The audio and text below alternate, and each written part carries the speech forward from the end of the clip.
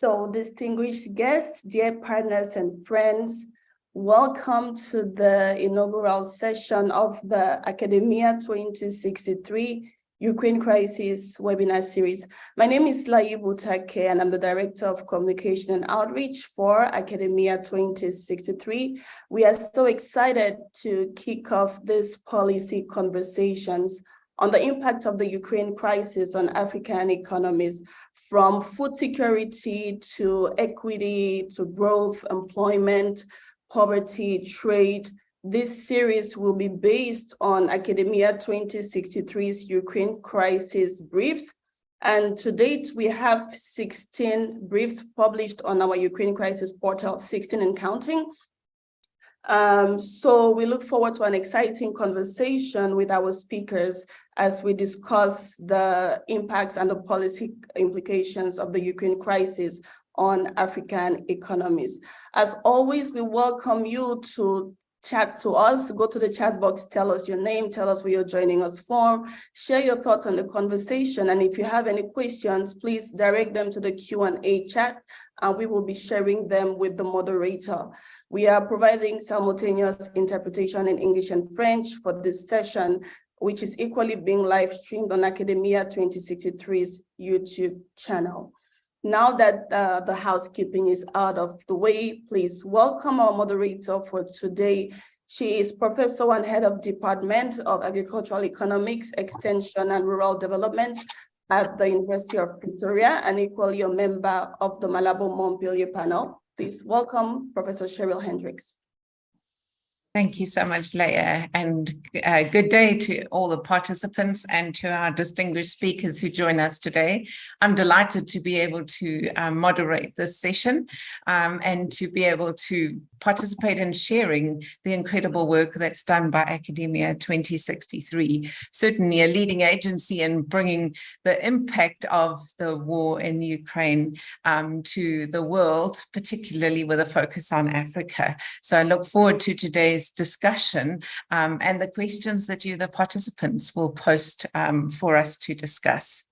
So we welcome our guests, Dr. Martin Fragene, Dr. Maximo Terraro, Dr. Osman Badian, Dr. David Laborde, Dr. Bebe Halle Gabriel, Dr. Ismail Fofana, Mr. Chris Shepherd-Pratt, and Ms. Estherine Fotobong, who will provide some closing comments. I'll introduce each of our speakers as we introduce them and they make their comments.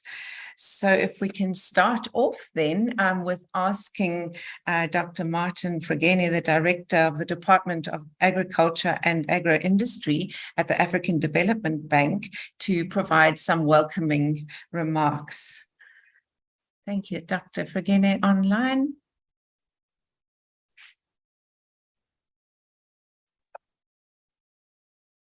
Leah. He just sent a message. He should be joining any moment now. Okay. We can start with Maximo. Video. Yeah, let's start with Maximo's video while he's coming. Okay, so regrettably, Dr. Maximo Terraro, who is in high demand, is not available today, but has recorded a message for us. So Leah, can you please let the video run for us? Thank you.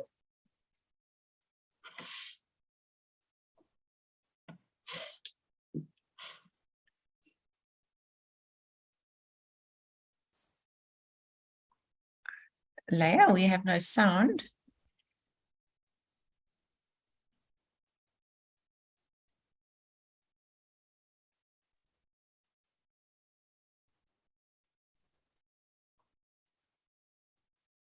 Colleagues, it's a pleasure for me to be with you today. And we are living difficult times because of the different drivers that are accelerating food insecurity and exacerbation because of the war in Ukraine.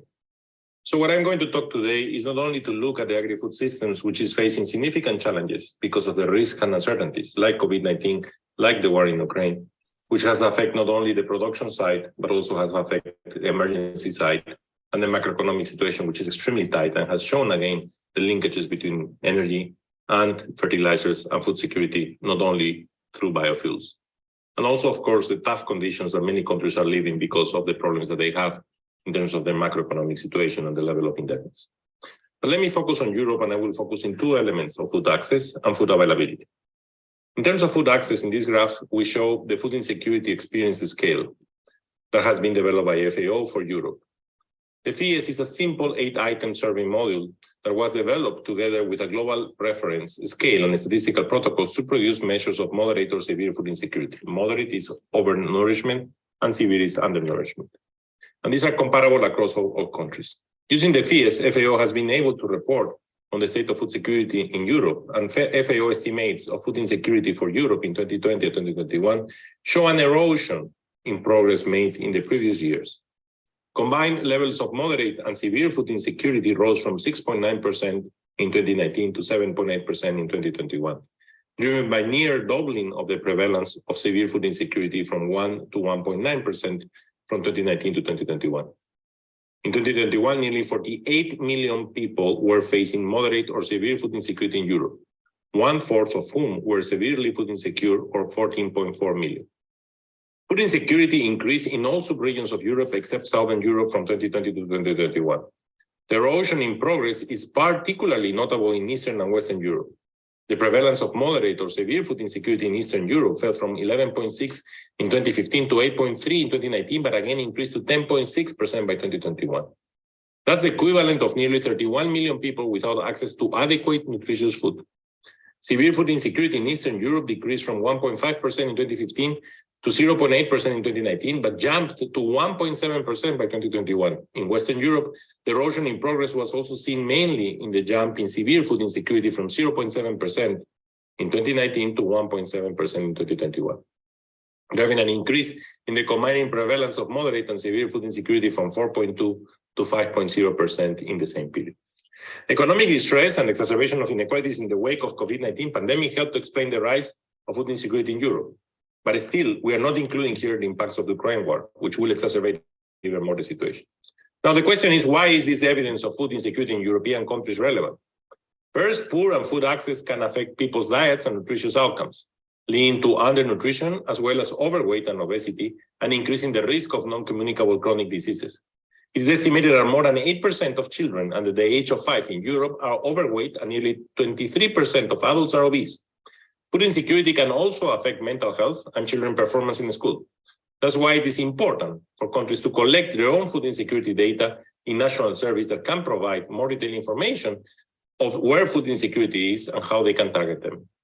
Currently, in many European countries, policymakers can only refer to measures of extreme poverty and to the number of people seeking assistance from food banks and charities. These numbers have increased considerably, especially during the pandemic, but they probably only reveal the tip of the iceberg. Only a few European countries thus far, Greece, Portugal, and Switzerland, have tested the inclusion of modules like the FIES in their large national surveys. And only the UK has taken the step to institutionalize food security measures in their policymaking. But there is now a growing need and a great importance for more European countries and their neighbors to include the FIES survey module in their own national services. And we are here waiting and helping to support this initiative and to help countries to implement this scale. Now, let me move to food availability. What we are observing, I am only going to focus on wheat and rice. We are observing that wheat supplies look better in 2023 and 2022, and prices are starting to come down, although some of them we see in the last month an increase because of the Black Sea Initiative uncertainties, which now is renewed. Now, but this is especially because few countries have increased their supply, and this is concentrated mostly in Russian Federation and in Canada, which had a bad supply in the previous year, now has recovered completely. This is helping to make things look good in terms of availability. But we see a small shrink in the European Union, and still we have not seen what will be the impacts of the increase in input prices. The rice market is looking a little bit different. We are seeing a reduction in the area planted and a reduction in the supplies. And potentially we are starting to see some increases in prices. This is really important because this is one of the core commodities that many countries are dependent on the imports of this commodity. So we need to look at this closely.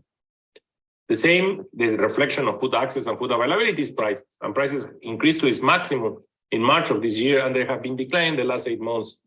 But that's in the last month, we see again a little increase in the cereal price.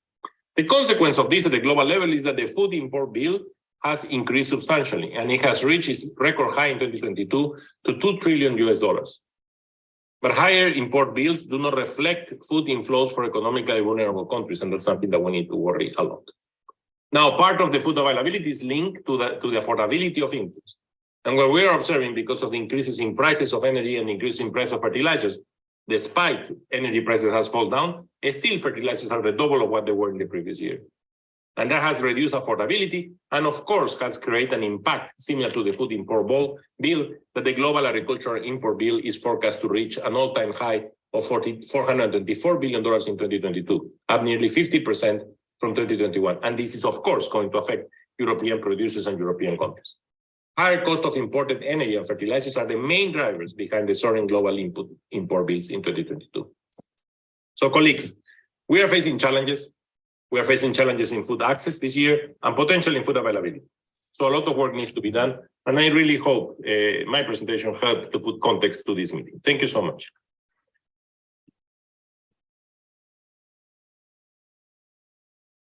Thank you very much to Dr. Terraro, who's the Chief Economist at FAO, for the global overview and setting the scene for the conversation.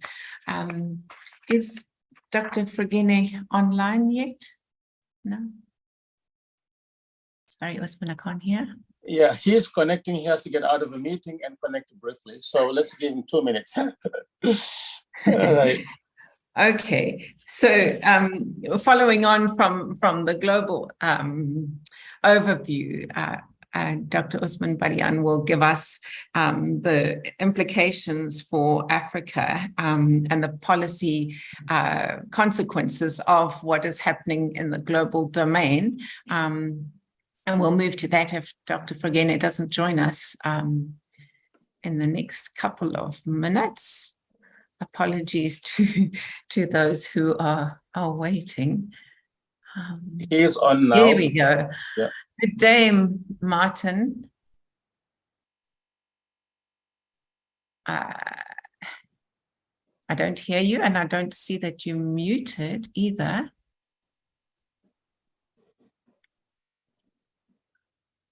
Okay, he's on the road traveling in the fields. It could be that he has some connection problems there. Okay, all right. Usman, can we move on to you then for you to provide us with a keynote presentation? Thank you. Martin, if you're hearing us, thank you very much for taking the time to join.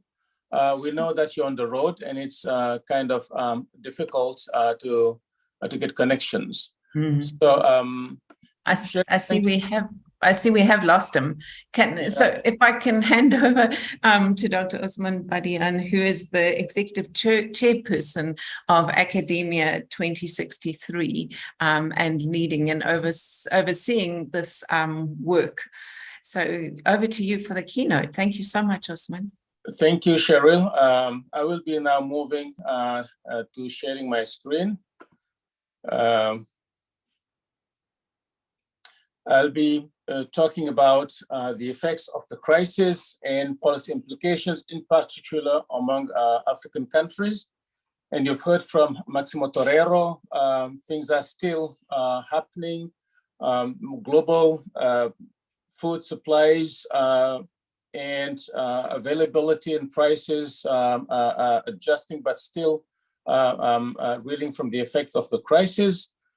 In our work, we'll be looking beyond food commodities and looking at global primary commodities in general and what's happening to them. I'll be presenting our work in an overview, and I would like to invite everybody to join us in the next couple of months. We'll be having whenever possible, weekly webinars to show more in-depth results and findings and lessons. I think the calendar will be shared with you during this session. What I present here is a synthesis, kind of an overview of what we've learned so far in terms of the crisis, its effects and its impact pathways, and of course, its implication, how to deal with it. So we, as I said, we go beyond foods. We look at global commodity market disruption in general, meaning the combined changes in 46 commodities, not just foods. And you'll see it goes from minerals, fuels, and of course, food and fertilizers. And this is important because countries are dealing with all those different price swings. Then we look at the combined changes and what they do in terms of impact on economic growth and employment, and how that in turn affects poverty and food security. So that is looking at just the whole set of changes across all commodity markets. Then we look at the wheat market itself more closely and exclusion of the rest. And here we look at how, to the extent to which African countries are exposed, and how the crisis itself actually is reaching beyond those countries that are involved in trading with Ukraine, Russia, or Belarus, or even trading in the global markets. Then we look at how those shocks in the wheat market are affecting income, equity, food price inflation, and consumption effects. We do the same for the fertilizer markets. These are the two biggest sectors where people are worried. Here too, we look at exposure and contagion. We look at the effects on fertilizer use and crop productivity. We look at the effects on agricultural output growth and GDP in general. We carry the analysis across different countries, looking at not just what's happening at the national level, but at urban and rural levels comparatively. Within the rural areas, we look at what's happening to farm and non-farm households. And in both rural and urban, we'll go across income categories, the top 20 richest to the top 20 poorest. And we look at also what's happening to food and non-food sectors. We don't just look at 2022, we go all the way to 2024, because some of these shocks have lingering effects. It takes time for the economies to adjust, and therefore the shocks from 2022 will reverberate for the next couple of years at least. Here are the different commodities we're looking at, and there are 46 in total, from minerals to traditional export crops, your tropical crops, to vegetable oils and oil seeds, to cereals and fertilizers, all the way to metals. So it is these combined shocks that actually determines how a country is going to fare at the end of the day. And to look at what the effect has been of the war on global markets, we looked at projection that the World Bank does twice a year, what they saw world market prices to be as of October 2021 before the war, and what they saw the changes in global markets to be in April 2022 after the war. So the difference between the two projections over the next 5 years is what we are assuming to be the impact of the war on these prices. So the green ones are the April, sorry for the orange legend. The green ones are the projections for from April 2022, and the blue ones are the projections as of October 2021. You see how much stronger the prices change, and both not just in terms of intensity, but in direction compared to the blue lines. In the first box, you have vegetable oils and oil seeds. In red, you have wheat, and in the green box, you have fertilizers. So in all these different groups of commodities, there's nothing new, but the changes have been dramatic, okay? So now let's look at the impact of all of that, all those 46 commodities on African economies. When those prices change, they affect goods exported by countries as well as goods imported by countries.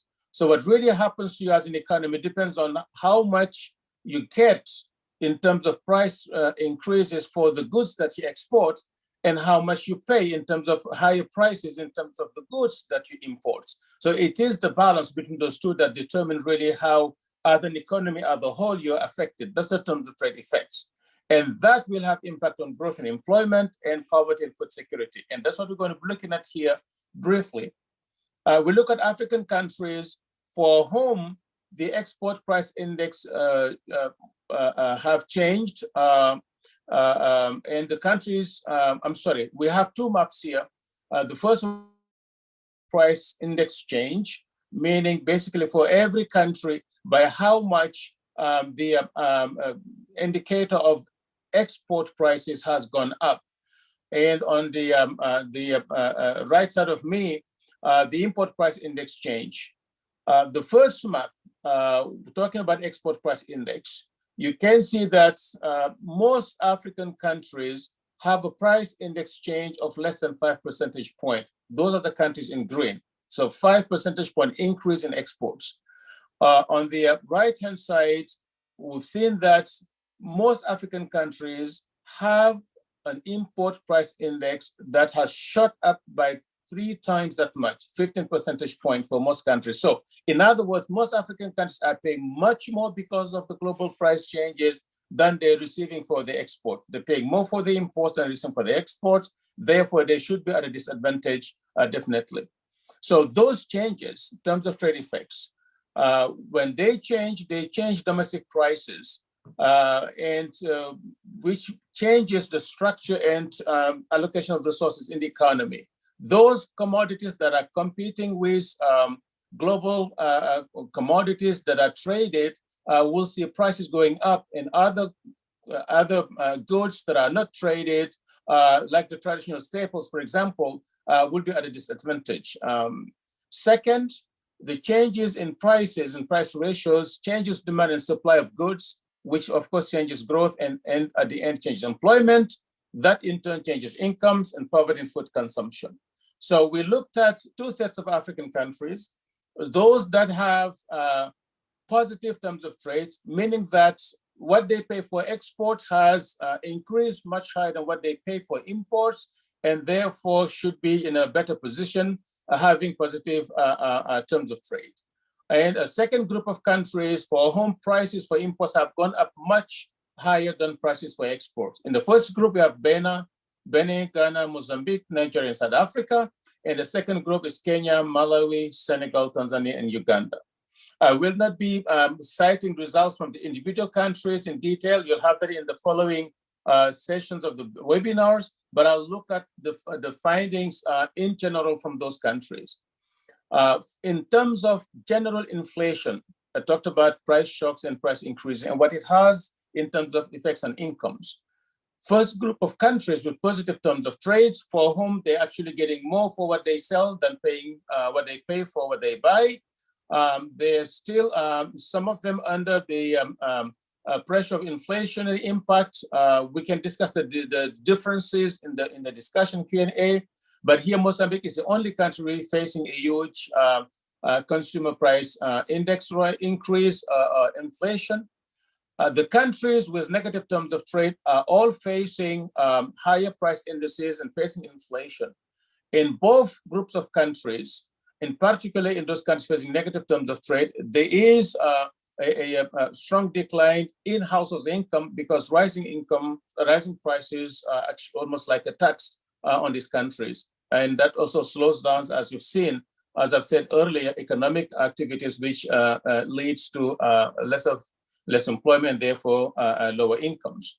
The countries with positive terms of trade is only in Mozambique that we have a big decline in households' incomes, and that we can discuss, and it has primarily to do with the nature of the sectors that are benefiting from the export price increases. They're concentrated geographically and in terms of sectoral coverage, in terms of labor intensity, are not touching really a lot of people, whereas everybody's exposed to the high prices across the country. In terms of food price inflation and consumption, again here, among those countries facing positive terms of trade, only Mozambique is facing the consumer price index and showing the same things. Okay, sorry. These are not the consumption effects. There's a mistake. I will let me go and just continue. I'll get back to that. But when I go to the policy implication, you'll see what's happening, because for these countries, they all are facing higher. They're facing a higher Food price increases, this slide was repeated twice. I just want to comment on what happens to food consumption. And they're all facing lower consumptions and increased food insecurity because higher food prices combined with lower incomes. In terms of poverty, again, here, countries facing positive terms of trade have had a smaller hit in terms of how the economy reacts and what it does in terms of poverty. It has decreased in those countries that have been able to take advantage of the increasing producer prices, export prices, except in Mozambique for the same reason that I said. Despite booming exports, quote unquote, they're still having high poverty outcomes. In countries with negative terms of trade, on the other hand, the impact on poverty has been quite steep and is general. Now, in terms of the wheat market, what's important here is how far African countries are actually to exposed to what's happening. We looked at the country import dependency, how many countries do trade with Ukraine, Russia, or Belarus, and 20 African countries import more than 25% of their wheat from these countries, and of course, definitely hit directly. But country imports penetration, meaning how much you depend on these imports for your consumption. And here's something quite interesting happened. We saw that 23 African countries actually are importing more wheat than they consume. And we know they don't store wheat for any large extent. So why are they importing more than they consume? It's because there's a very vibrant re-export of wheat across the regions.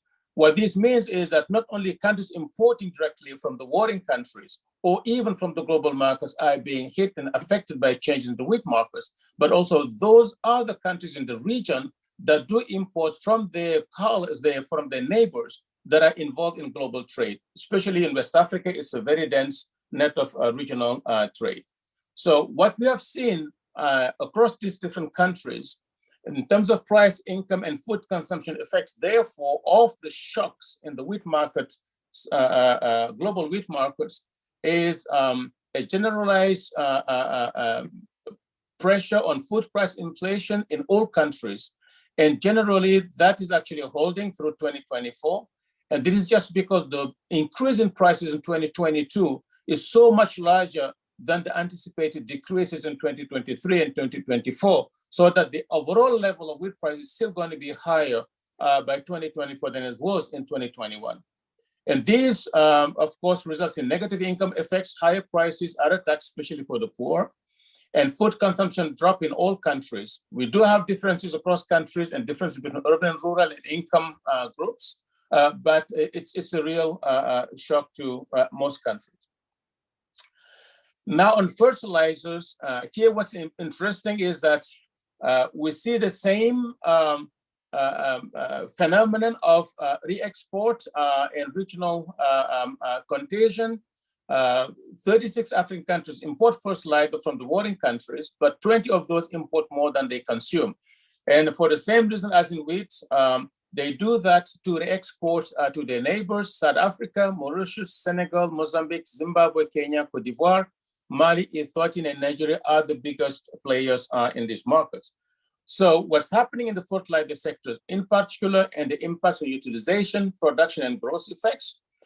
One thing is quite interesting is that fertilizer use among most African countries is highly concentrated. In most countries, no more than two sectors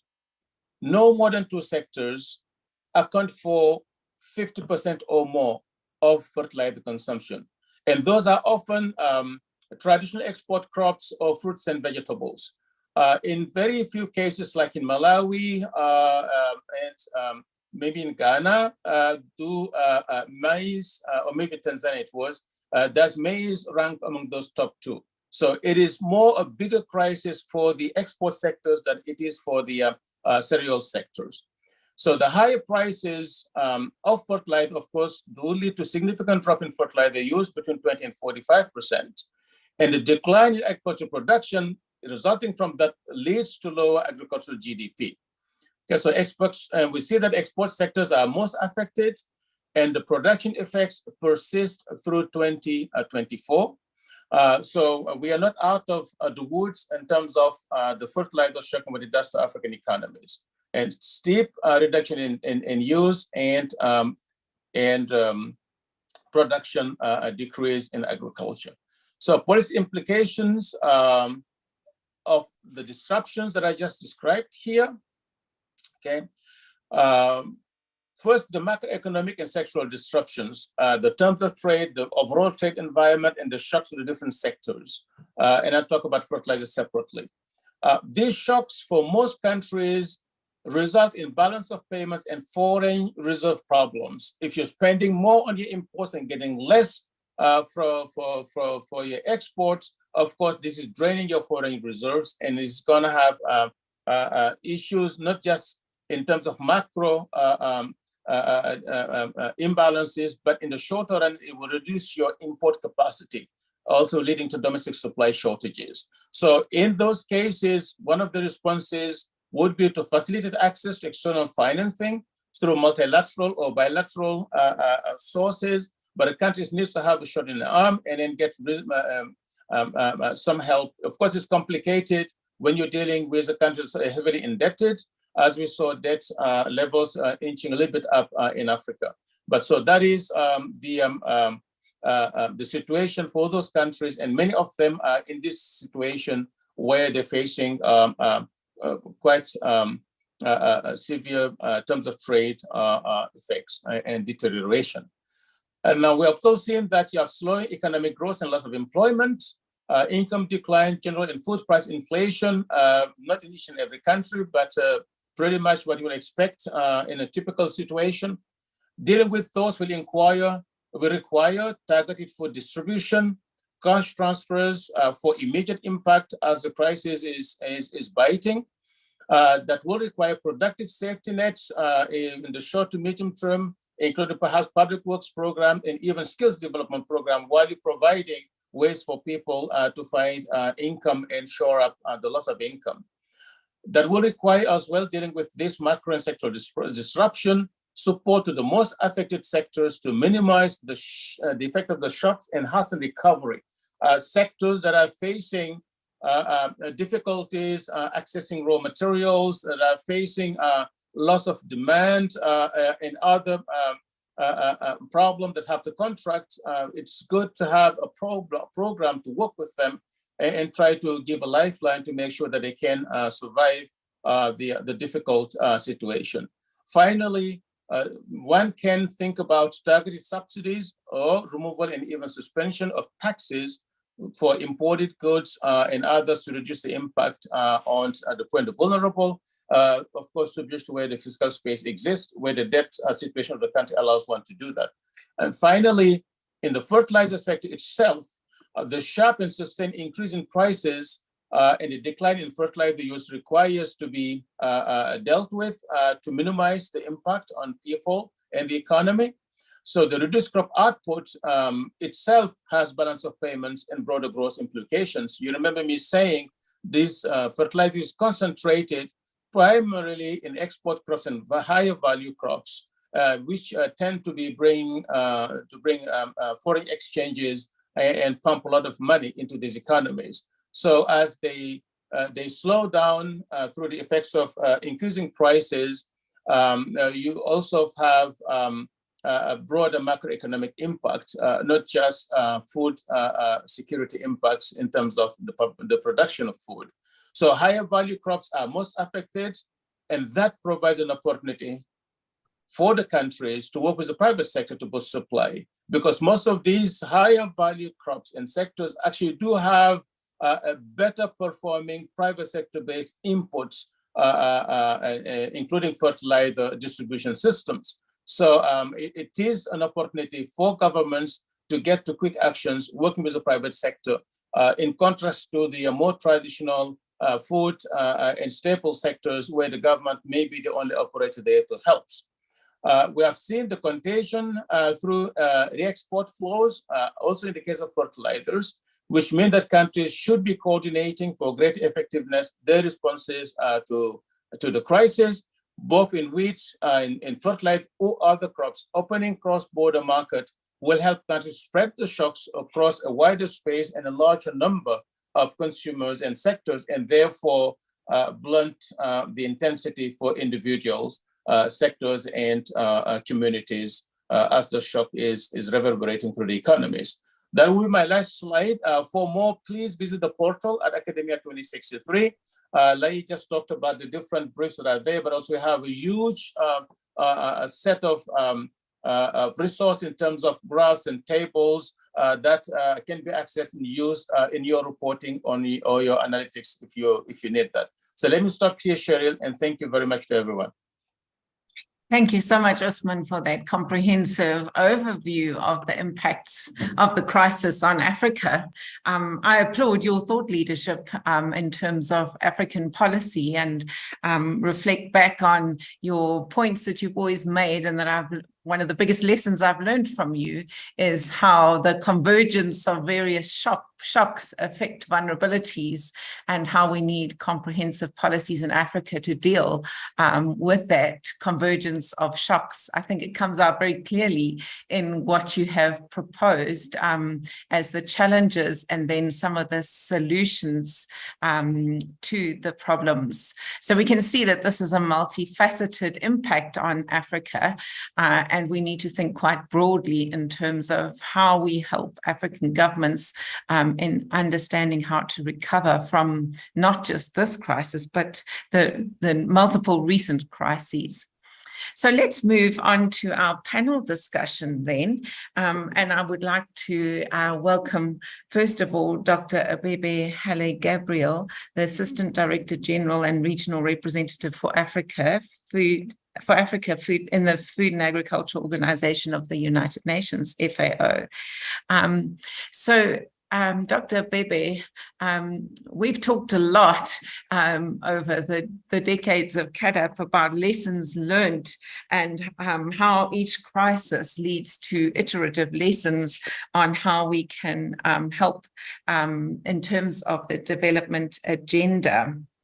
And so each crisis comes with lessons which can be transformed into opportunities to strengthen resilience to shocks for better crisis preparedness. Firstly, do you think Africa is learning through this crisis? And what do you think are some of the key lessons for Africa? Thank you so much, Professor Hendricks. And I would like to thank Usman for an excellent presentation on this very topical issue, very informative. Cheryl, you are asking a very difficult question. Have we learned? I would say, no, we haven't learned, actually. We have to be frank in our conversation, and we have to go by what has been going on. You mentioned CAADP. As a response, as a kind of framework to guide actions since 2003. And now we are 2022. So what have we done? What has changed? I would like to use two entry points, which I think would be useful to understand the seriousness of the challenges and if we have to design and implement appropriate response measures. The first one is linked to exposure to risk and uncertainties. Of course, we are talking in this case about a global shock. As you know, we cannot avoid risks and uncertainties. They will always be there. The problem is to do with vulnerability arising from inadequate or missing systems, mechanisms, and capabilities to prepare for, to withstand, and to mitigate these shocks. Usman has outlined, what happened following the war in Ukraine. Those countries excessively dependent on imports of food, as well as, strategic inputs such as fertilizer from the two countries, were directly and immediately impacted. And what Usman has shown is actually that the impact is not limited only to those importing countries. It has a spillover effect. Sherry, let us remember also that even prior to the war in Ukraine, already there was a huge food deficit in most of these countries. That's why it will be appropriate to speak of multiple overlapping shocks. You have alluded to this quite rightly. In the African case, we're not just jumping from one crisis to another. It's just an overlapping multiple shocks that we have to deal with in Africa. And so this is the first one. We have to really address the issue of vulnerability. It's not about the shocks. The shocks will always be there. How do we deal with the issue of vulnerability, be it on global trade or natural phenomena, climate change, conflicts internal to Africa, and so on. Second is, again, related in some way also to the vulnerability issue, the excessive dependence on food imports. According to some data, in 2022, about $56 billion worth of food has been imported to Africa. And in just 2 years, compared to 2020, it jumped by 10 billion. It used to be 46 billion in 2020. So in fact, there is nothing wrong to import food, by the way. I mean, it's not against trading in food. But under normal circumstances, Africa should have been on the net food importing side of the equation. And the current status quo is not sustainable. And in view of the serious balance of payment problems, Usman has spoken about this, but also looking at the potentials for better production. There is a need to invest in agri-food systems transformation. And this has to happen through boosting productivity. The area cultivated already in Africa, I'm not talking about cultivable land, arable land, I'm not talking about that. I'm talking about the area already under cultivation is twice that of the European Union cultivated area. Can you imagine? And yet we see that the problem is really lack of productivity. So we haven't learned enough from the lessons from the last several years. And I think it is about time that we really be a little bit more serious about this. Over to you. Thank you. Do you think we will have some positive lessons from this crisis, Dr. Bebe? Yes, there are positive lessons, okay. And this is one of the lessons is that this is triggered by conflict. Okay. And if you take conflict, we have more than our share in the Africa region. It displaces people, affects production and productivity, and so on. And then it is very far away. Ukraine and Russia, they are far, far away geographically from Africa, and the impact was direct, immediate, which means that we have to really focus on sustainable solution. And this sustainable solution lies in agri-food systems transformation for a more efficient, more inclusive, more resilient, and more sustainable systems. And in FAO, we speak about 4 betters, for better production, for better nutrition, a better environment, and a better life, leaving no one behind.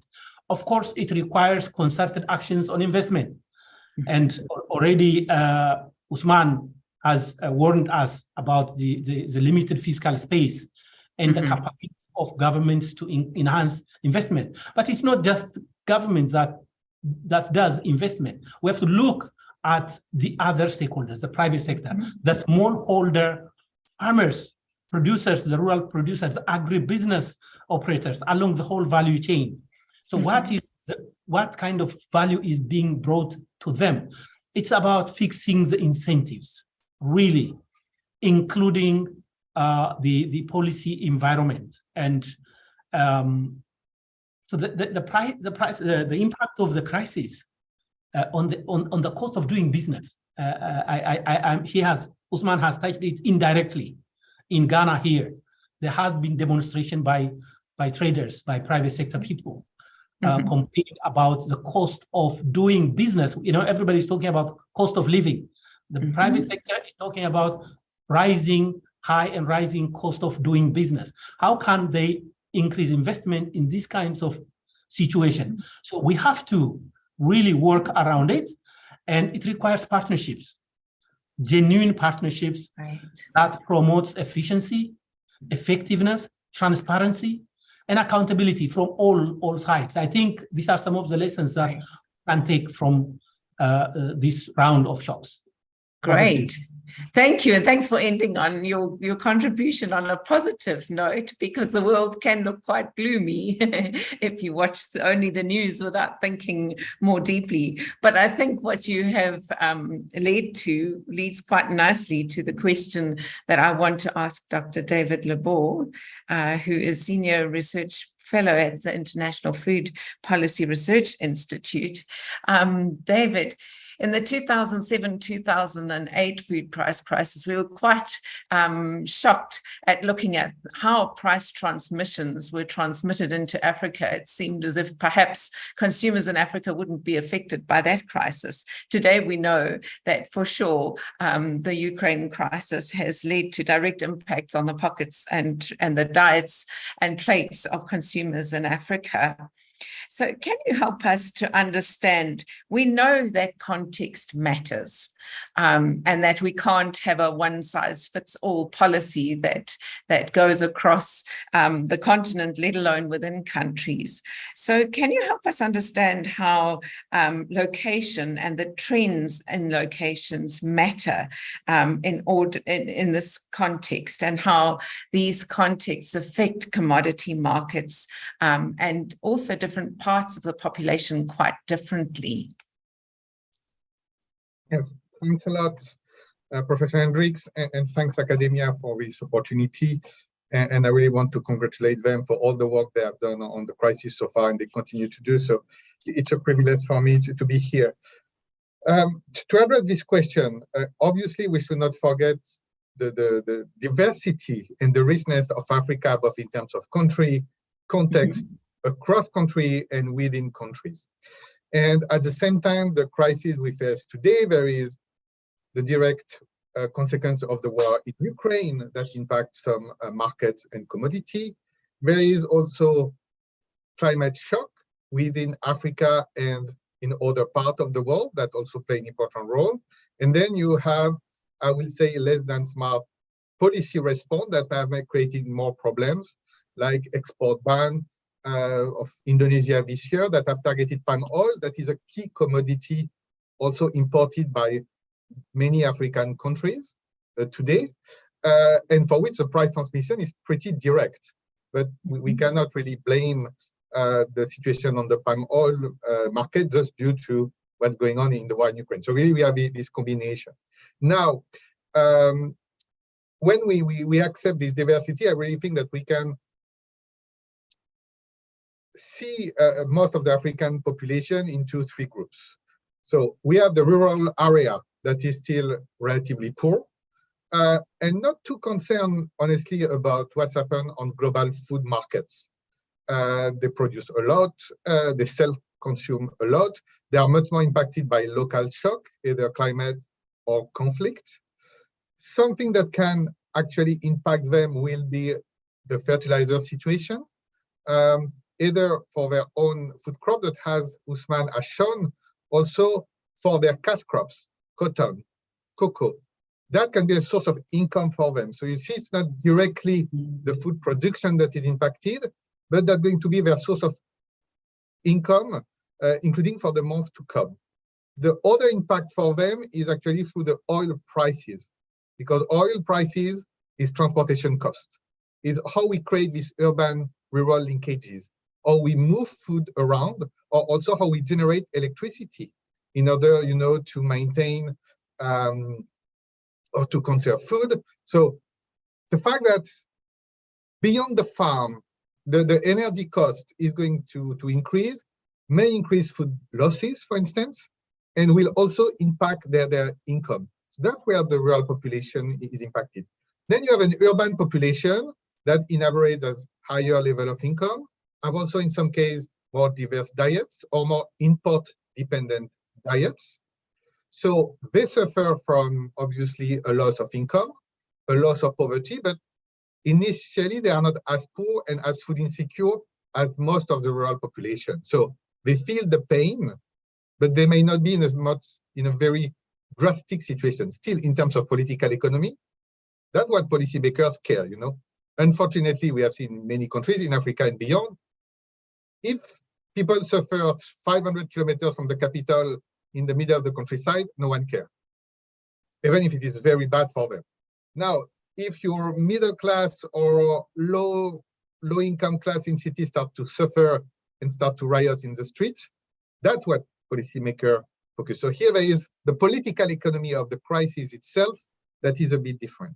And then I think we should not forget is actually populations that are in extreme food insecurity that benefit from humanitarian action from Somalia, some part of Ethiopia, South Sudan, and so on, where actually the food supply is, depending where you are, largely imported through humanitarian program.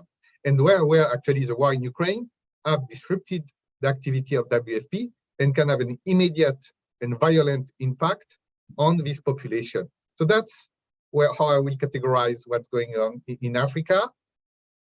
And I think it's going to stop here.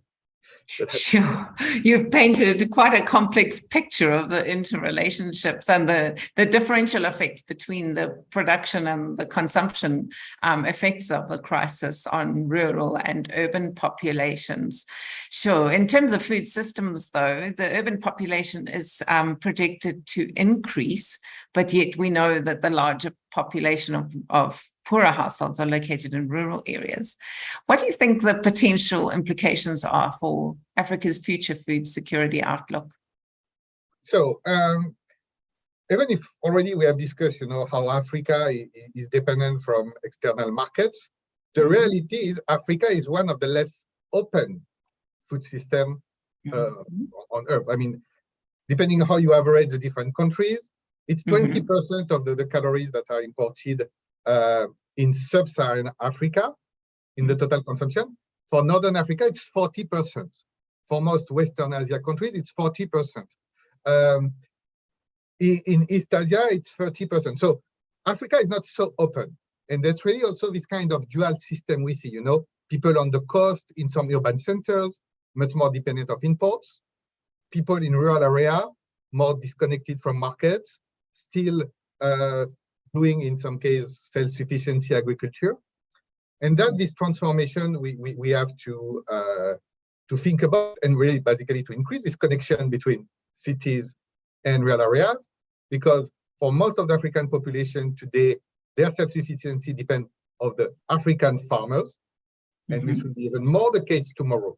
So to follow up on the previous speaker, I think that, you know, how we invest in African farmers for the food security in Africa, for this also structural mutation to make sure that the cities are supplied by regional production. And I'm a trade economist, I like trade, but I think, you know, there is natural making sense to not carry food over thousands of miles if you have a local potential. And Africa has this strong local potential.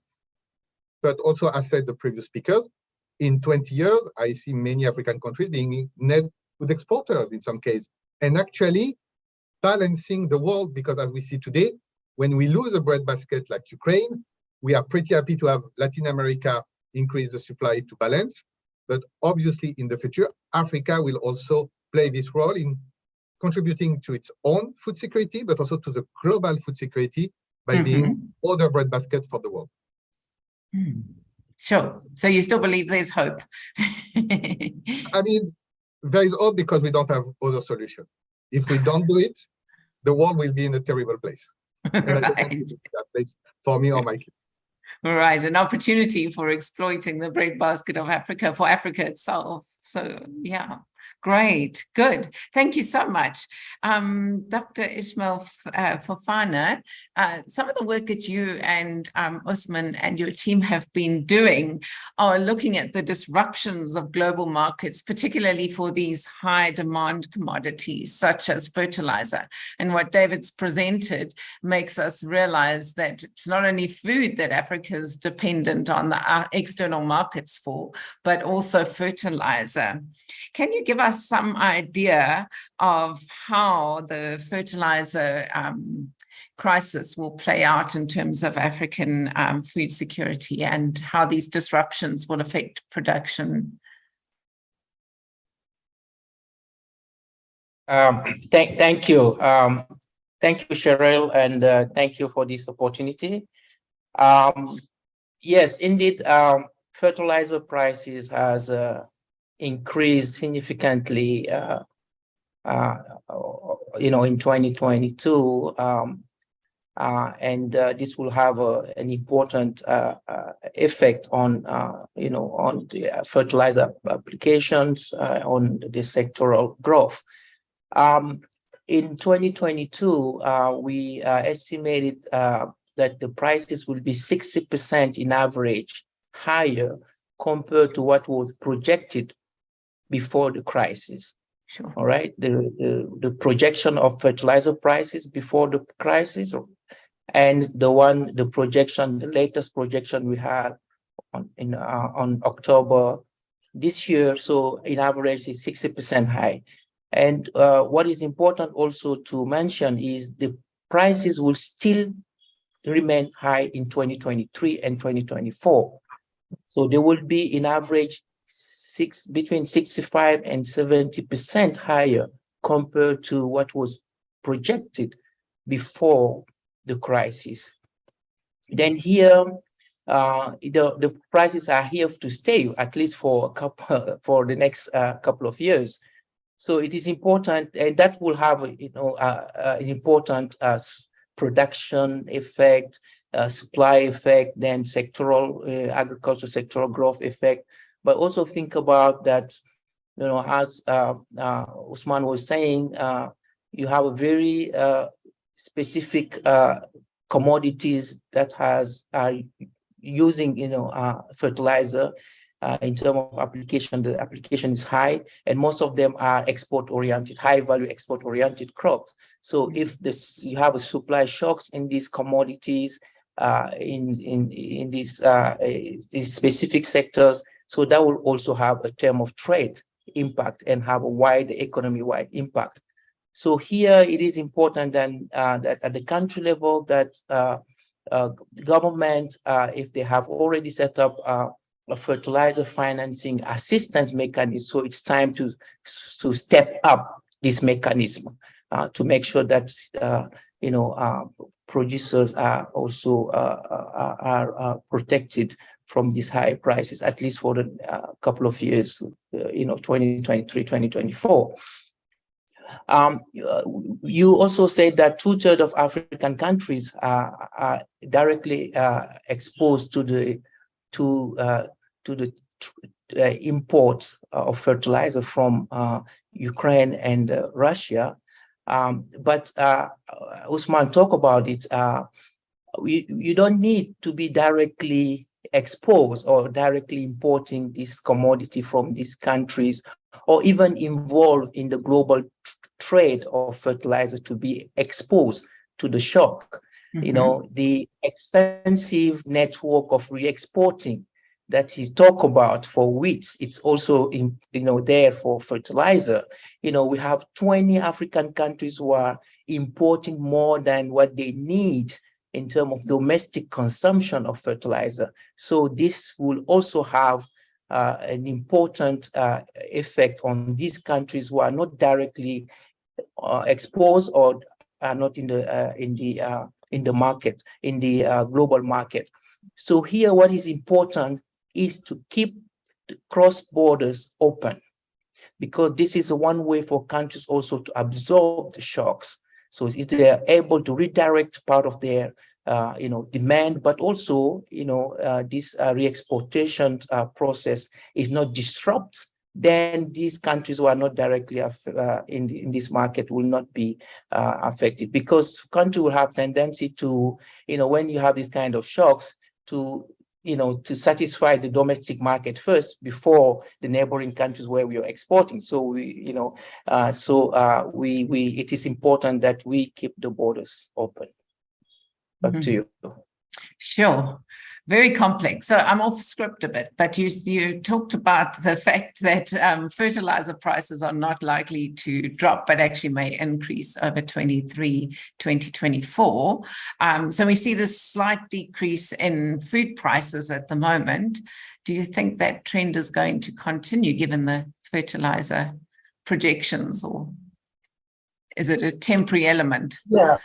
Yeah, what we are seeing right now is a slight decrease. If you take into account the huge increase that we have observed in 2022, then you're not going to expect a recovery in 2022 or 2024. All right. And what I was saying is, compared to what was predicted before, when you compare the two prices. So before the crisis, there was a price predictions for fertilizer. When you compare to what is happening now, or the prediction now, this is where you have the 60%, 65%, 70% different changes between the two. But what we are observing right now is a slight decrease, but that one will not recover or absorb the huge increase that we already have observed or have seen during in 2022. So prices will still going to be at high level.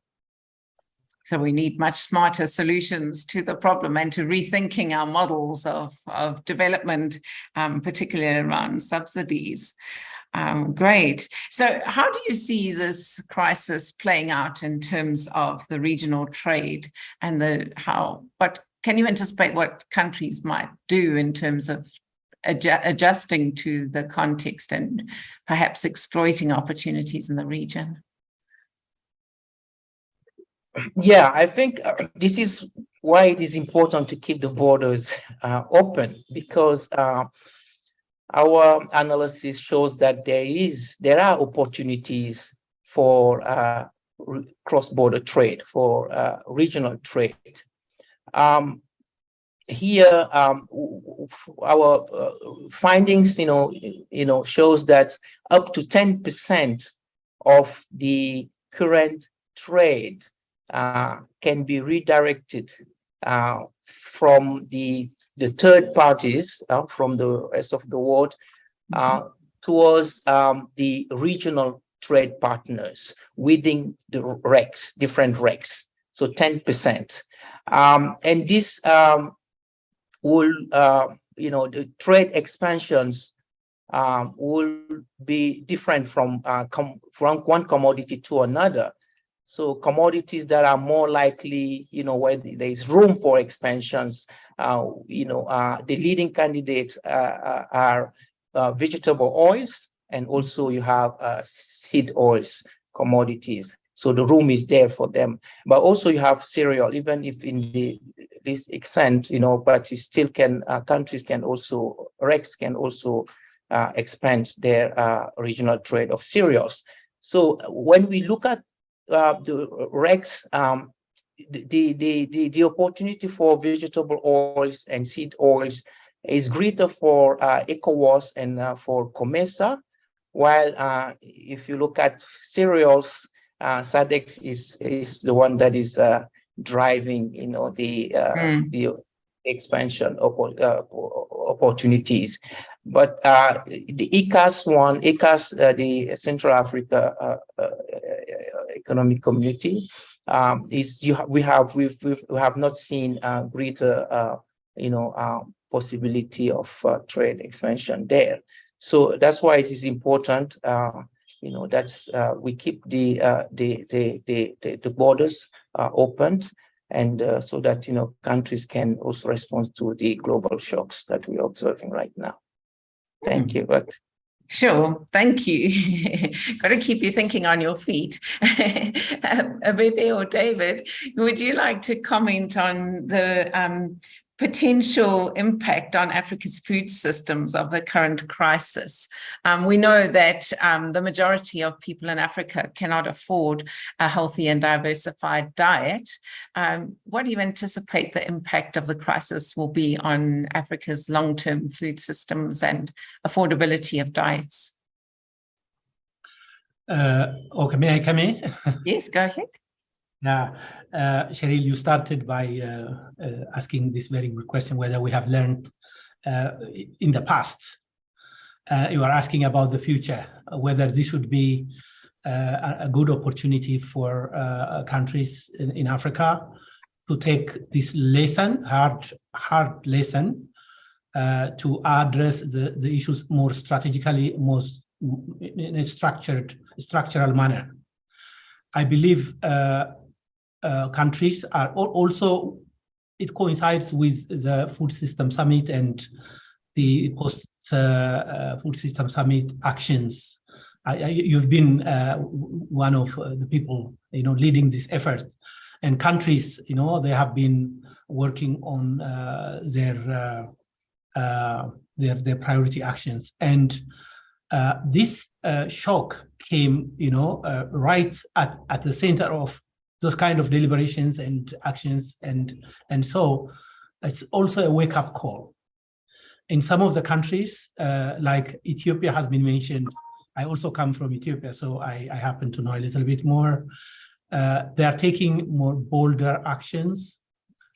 We see leadership commitment and determination to address the issue of vulnerability, which I talked about earlier, vulnerability to imports, to global trade, which is unreliable, but also to natural shocks such as droughts and so on.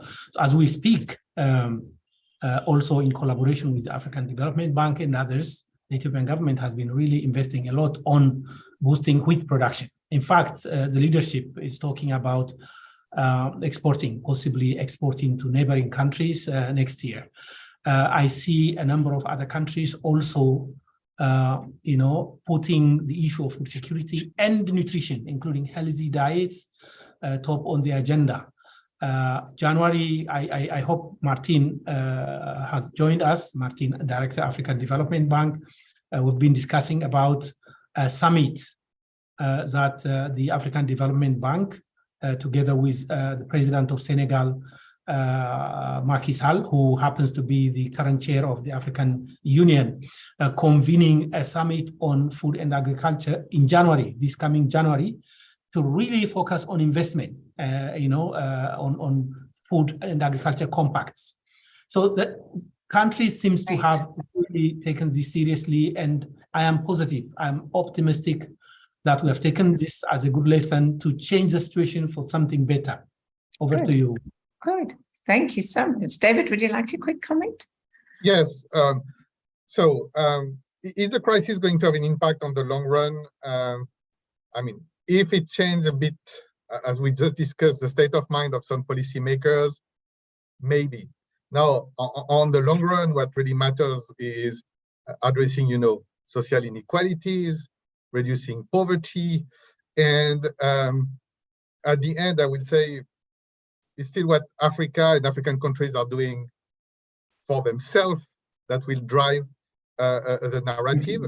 Now, I think that in terms of thinking diets and diversification, and potentially also to make sure that we have practices that use the right amount of fertilizer, but thinking about crop rotation, that's where we can really have a better strategy. To not kind of putting Africa on the track of what was done, let's say, in some Asian countries during the Green Revolution, saying, oh, we just need to focus on maize, wheat, rice, and we're going to use a lot of fertilizer, and then problem solved. No, we know that actually it can lead to other problems, and it's better anticipate them, and also to make sure that we have agricultural practices that are compatible with the know-how of African farmers, with the soil, and to follow up on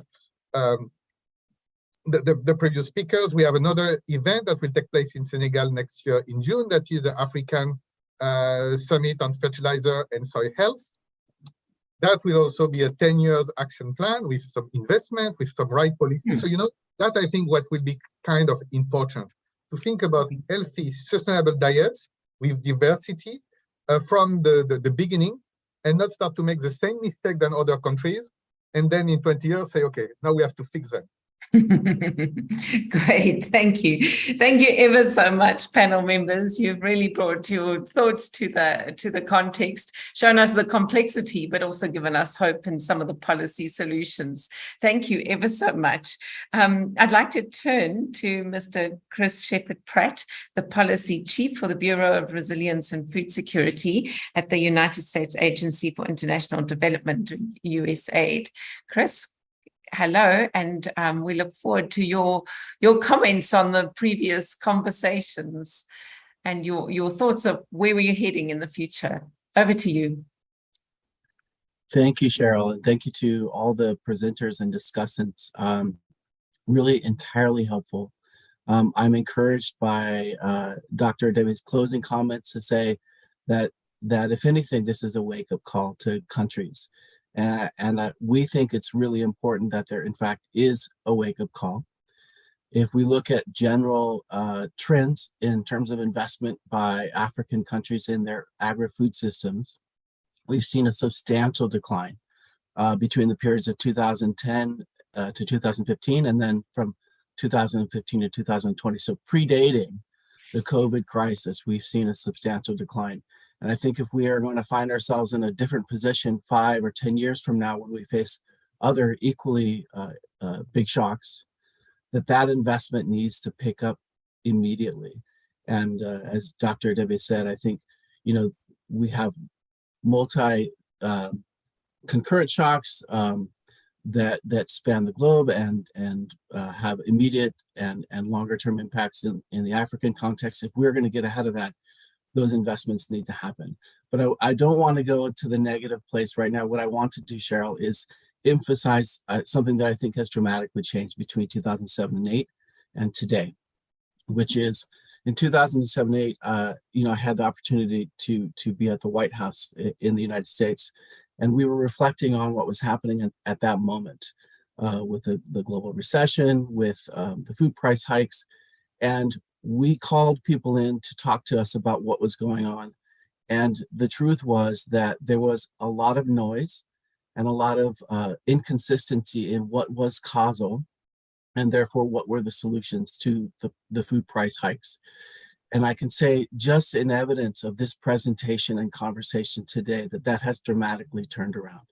That we have, I think, a much better understanding today of the interconnectedness of the global agri-food system and its impact on African countries, by extension, the solutions that are out there. I was impressed today by the fact that even when we look at the general trends that are happening in countries that Dr. Badiani presented, that we see exceptions.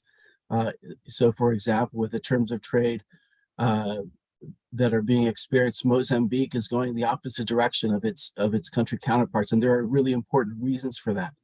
And the reasons that we know that is because organizations like world-class organizations like academia, like FAO and IFPRI, are doing world-class analysis on what's happening, and therefore what some of the policy responses should be. And so for my part, I just want to underscore the importance of our continued global investment on the part of development partners, but also on the part of countries in data and analysis to understand these problems and develop and implement appropriate responses. And it's not just at the global level, it has to happen at the country level as well, for those policy analysts that are close to decision makers, so that they can make the right decisions at the right times. So I think that's the real point I want to leave with you today. We're really impressed by the work that academia has done, not just more recently, but at the outset of the Russia's war on the Ukraine and the COVID crisis. That type of analysis has influenced the way that we are doing business.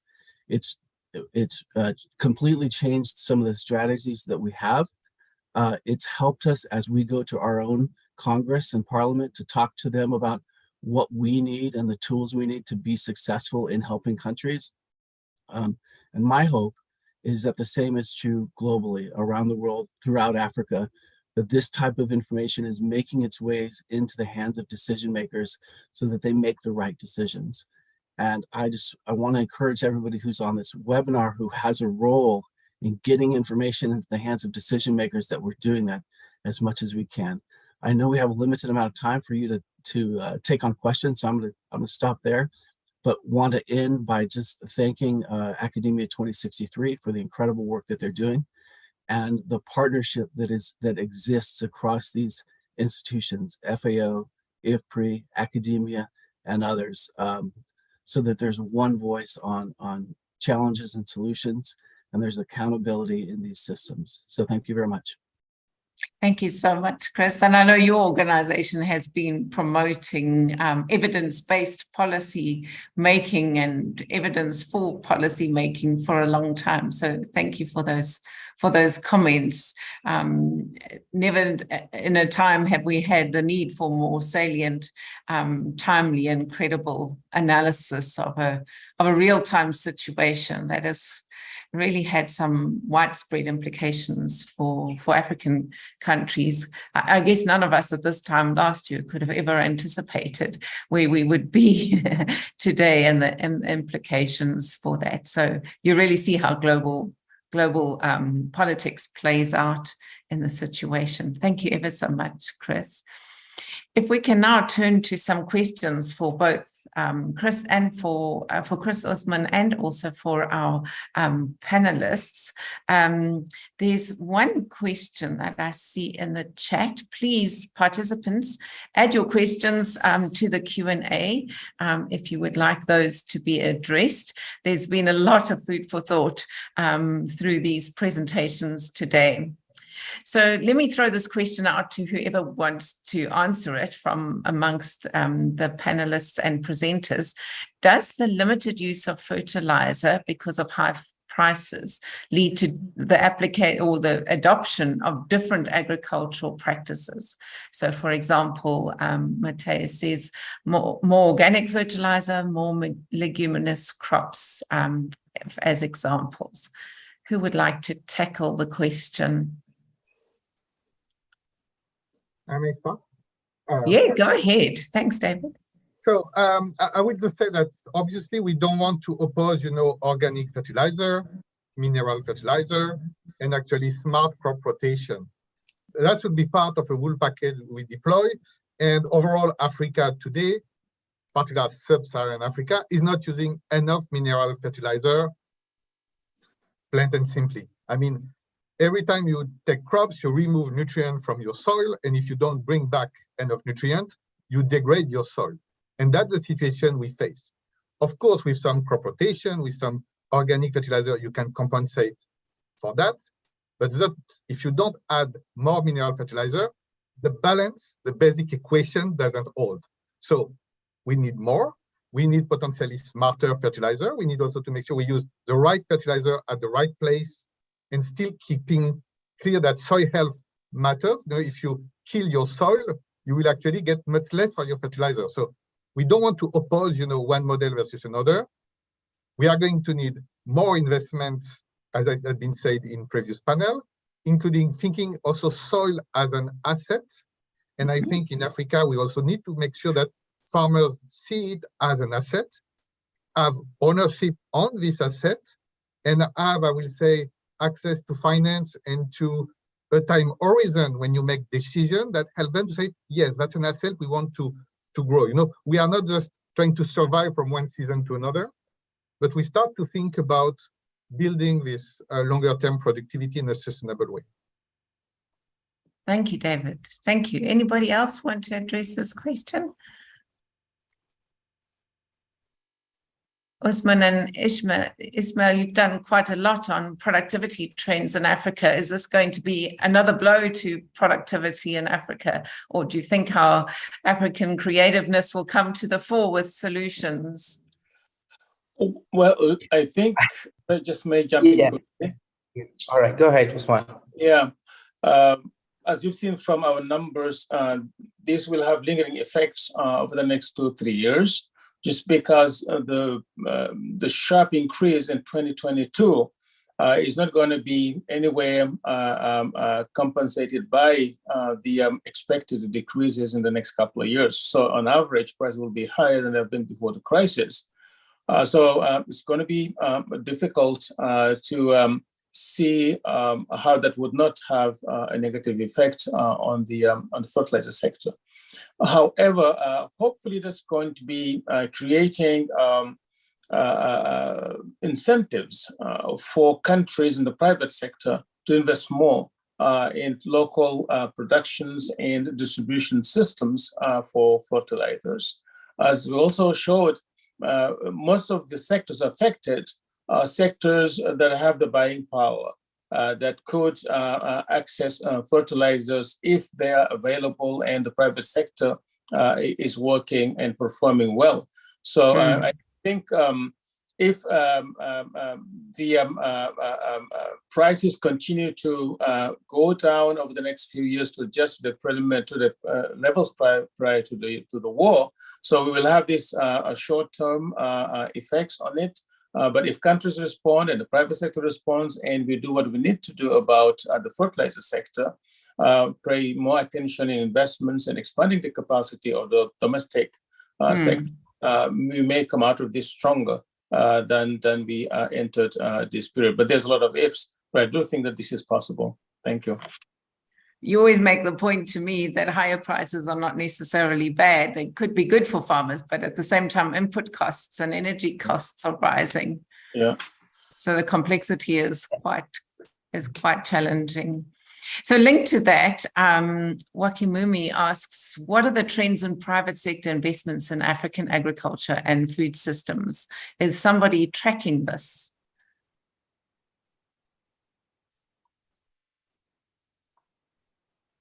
Anybody? Ismail? Yeah. Oh, okay, Usman, go ahead. Can you come again with a question? So what are the trends in private sector investment in African agriculture and food systems? It is very difficult to get a handle on, has always been. First is data that is not in the public space when they do. And I don't think there is in any of these countries, maybe very few of them, it might, institutional structures that allow this kind of data to be captured. So one can look at the big flashy projects and see what they do, or the bigger players, right? But there's a lot that's happening by small private operators. We're not even talking about the farmers, but just others who are much at smaller scale to scale, right? And many of them in the informal segment of the economy. It's really hard. It will require a purposeful approach to this, institutional innovations, and a smart way of working with the chambers of commerce and industry and the just private sector organizations to be able to organize this in a way that doesn't run afoul with private businesses' requirement for privacy and other things. Thank you. Sherry, to echo Usman. Sorry. Yes, to echo what Usman's was saying, under the CADEF biennial review process, this is one of the areas that is being tracked, tracked or monitored, private sector investment in agriculture. So we have been facing challenges in terms of accessing, countries' data.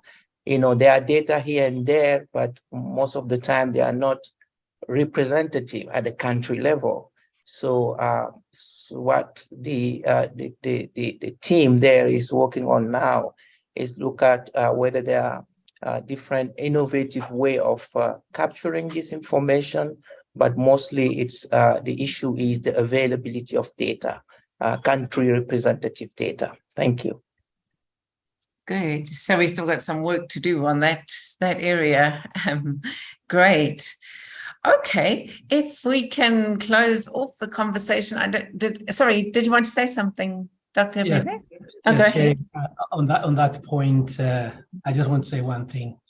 I fully share with what has been said with respect to the, private sector investment. In FAO, in the regional office, we organize what we call Africa Agribusiness Leadership Dialogue with key private sector stakeholders. And while it is difficult to establish whether there has been an increasing or declining trend on private sector investment, the message that we keep getting from them is that it has not been easy, to invest in agribusiness, in agriculture, in agribusiness, and they have been calling for making it easier for them to increase investment in the policy arena and access to, resources, finance, and so on. So there has been conversation. We provide that space with the ministers in charge of agriculture, trade, and finance. Over to you. Great. Thank you for that insight. Okay, so let's wrap up the conversation and let me turn Can I just add one quick comment there? Yes, sure. Sure.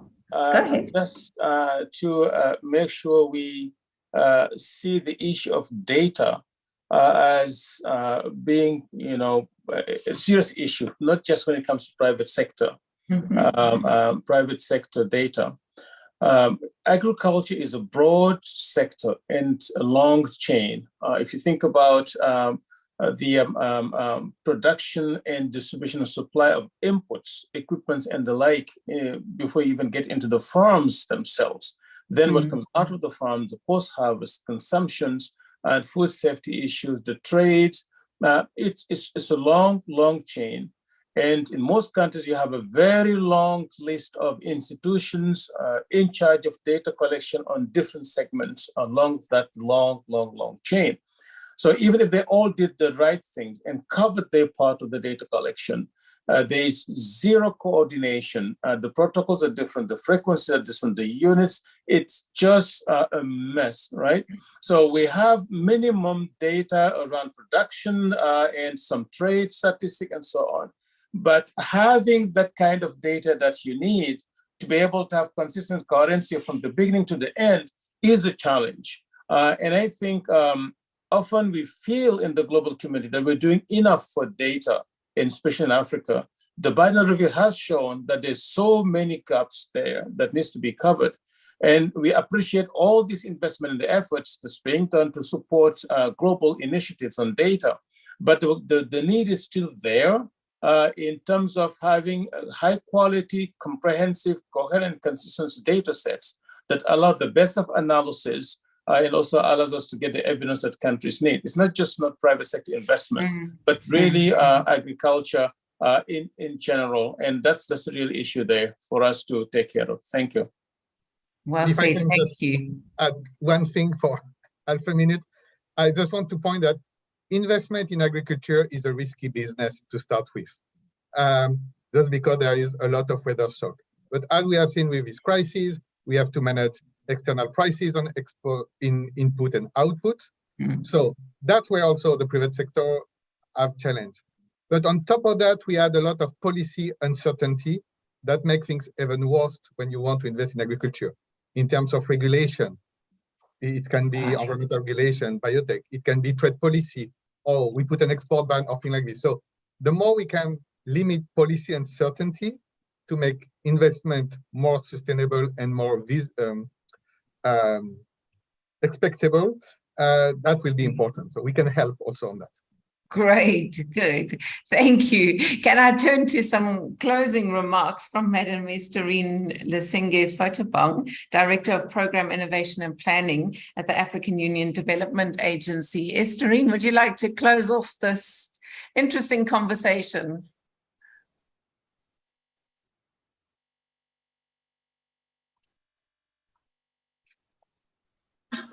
Thank you, Cheryl. I was just hoping that my connection doesn't disappoint me at this last minute. It's so unstable. It's really unstable. It's been a fantastic conversation. And I'll just switch my video off because the connection is really bad. and then try and be quick before you lose me. So thank you so much, everyone. And I really, Academia, I really want to congratulate Usman and all his team for putting together this series on the Ukraine crisis. And thank all the presenters and the discussants for a very, very rich conversation. I'm actually on my way to the airport and I would have missed this. And I'm really glad I didn't, because it has been very rich information that has been shared. I think every crisis comes with short and long-term impacts on a wide range of sectors. And to counter these far-reaching ramifications and limit their impacts on the most vulnerable, it is imperative for policymakers to be equipped with knowledge to not only address this crisis when they strike, but also anticipate and be better prepared for them. This is why Academia's Ukraine Crisis Brief series, which we have kicked off today, and with this webinar and other evidence-based research of this nature should be examined and leveraged towards better policy outcomes. I think this message about this kind of research and analysis should be used to influence policy. It's very interesting. It's a key message that we should take from here. Just because of my time, let me be quick. I really would like to echo 3 of the key policy recommendations that have emerged from the Academia's research. The first being that the crisis affects different countries in different ways. And it is necessary to align responses in individual countries to the nature and patterns of disruptions affecting their economies. Untargeted generic responses are likely to be ineffective, leading to wastage of scarce resources, or worse, having counterproductive impacts. The second point I would like to make is that there is a lot to be learned from the COVID-19 crisis. And although major differences exist between the Ukraine and the COVID crisis, the burden of trade disruptions shows significant similarities. Hence, policy responses that have worked on the COVID-19 should provide some guidance in dealing with the effects of the Ukraine crisis. For instance, the financial and social protection intervention deployed during COVID-19 pandemic will be necessary during the current crisis. The fact that countries are starting with tighter physical space from the COVID-19 pandemic will make provision of social and financial protection more difficult this time around, but the need will remain the same. I think we all acknowledge that there's a tighter physical space for member states to operate with, so it makes this particular crisis even more challenging. And thirdly, we must leverage opportunities to respond to the disruptions in global markets by expanding regional trade for food commodities in the short to medium term. In addition, countries need to revisit and remove the many regulatory and administrative barriers hindering transborder trade flows. Government could work with the private sector to identify interventions to facilitate regional trade. I think the last discussion on the private sector and the inputs from my dear brother, Abebe, and Mr. Fofana on this issue really speaks to the point, and even the point that Usman also makes at this point. So really, we all have a lot to do. I think this work of analysis being carried by academia, FAO, IFRI, and others are essential to help us to drive kind of implementation the way that it should be going. We are doing the biennial report, which is more like a monitoring reporting exercise. Taking it further to influence policy is really what this discussion is about. And this kind of evidence-based analysis should be brought to the attention of our member states so we can support the kind of policy environment that is necessary. Indeed, I am really honored to have participated in this inaugural session of the Academia 2063 Ukraine Crisis webinar series. and look forward to the upcoming sessions. Thank you all very much for this exciting discussion we just had. Thank you. Back to you, Cheryl. Thank you so much, Madam Esterine, for your encouraging remarks and the 3 points that you've made. Thank you very much to all the panelists and speakers. Can I hand back to Dr. Butaki, except to say encourage Academia 2063 to continue the great work and to keep bringing us together to think about these issues. Thank you. Thank you, Cheryl. Thank you, Professor Hendricks, and special thank you to all of our speakers. Thank you for honoring our invitation to this inaugural session of the Ukraine Crisis webinar series. Like we said at the beginning of the session, and like Dr. Usman Bajan pointed out, we have a series of sessions already lined up for you. We have shared a link to the session themes and the Zoom joining links in the chat.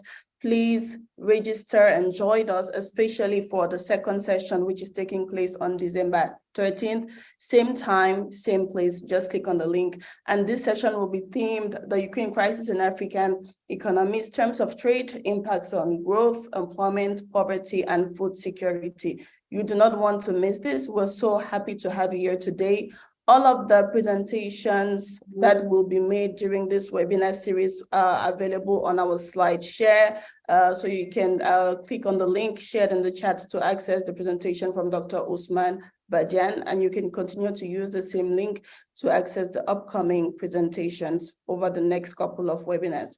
Thank you so much. It's been an exciting session, and we can't wait to have the next conversation and next couple of conversations with you to unpack the policy implications of the Ukraine crisis for African economies. See you next time. Bye. Thank you. Thank you, everyone.